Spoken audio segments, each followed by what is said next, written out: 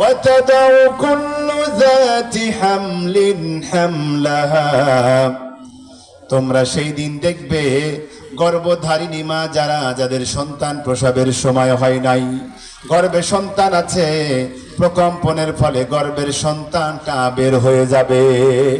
কারো 2 মাস, কারো 4 মাস, 6 মাস, যতটুকু গর্ভধারণ করেছে সব গর্ভপাত হয়ে যাবে, গর্ভের সন্তান বের হয়ে যাবে।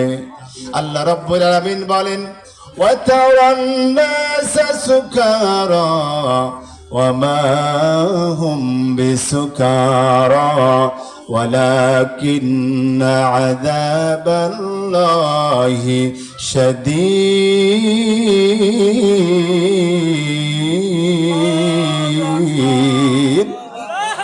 আরেকটু জোরে বলি আল্লাহু আকবার।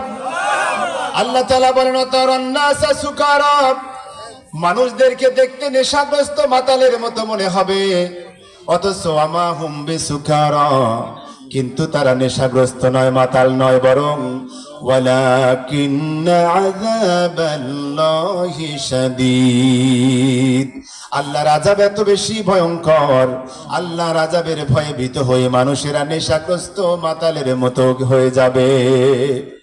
আল্লাহ রাব্বুল আমিন বলে, বান্দারে এই দুনিয়াতে তুমি আছো, এই তো কয়দিন আগে বাংলাদেশের সামান্য 5 কয় মাত্রার ভূমিকম্প হয়েছে,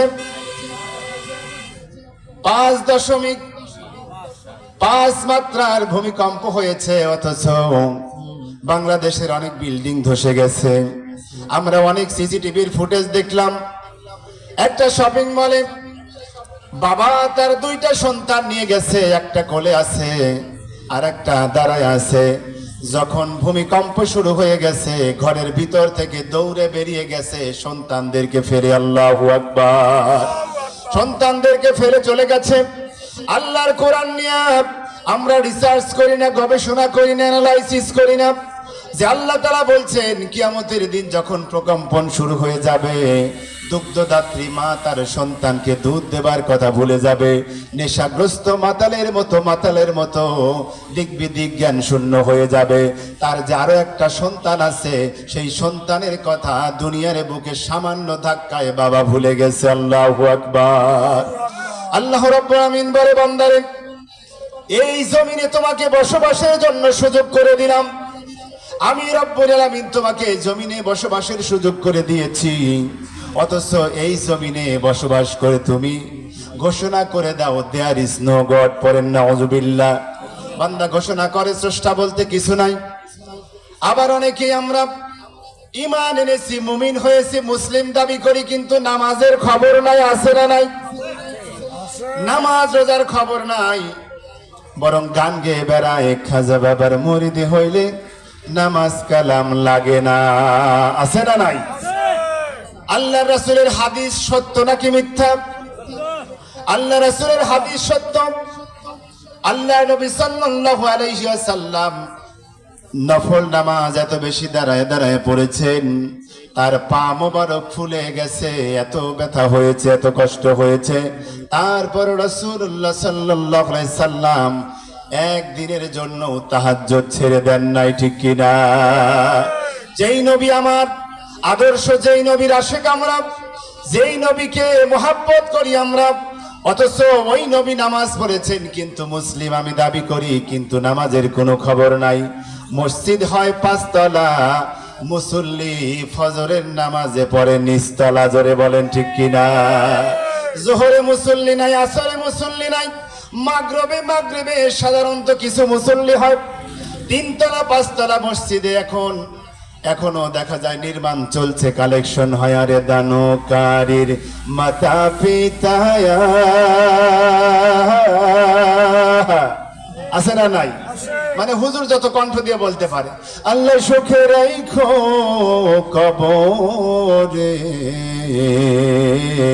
নূরের টুপি মাথায় দিয়া উঠায় রোজ হাসরে, এরকম দোয়া করে কিনা?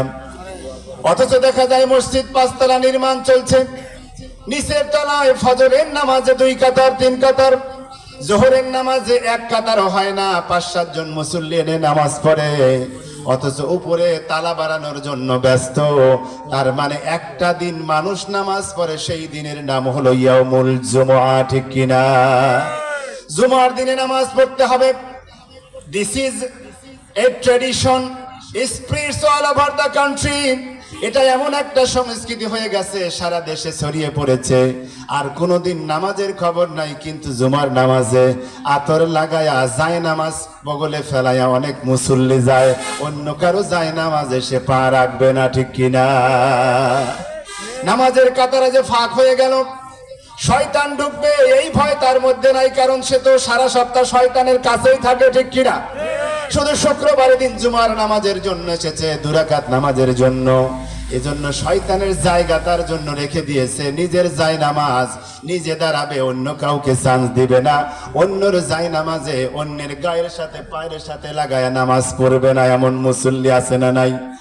অথচ আমার প্রিয় ভাইয়েরা, আমরা আমাদের ইতিহাসের দিকে যদি তাকাই, মাত্র 300-400 বছর আগে আমাদের এই এলাকা জুড়ে অধিকাংশ জায়গায় বসবাস করত হিন্দু সম্প্রদায়, কথা বলেন ঠিক কিনা?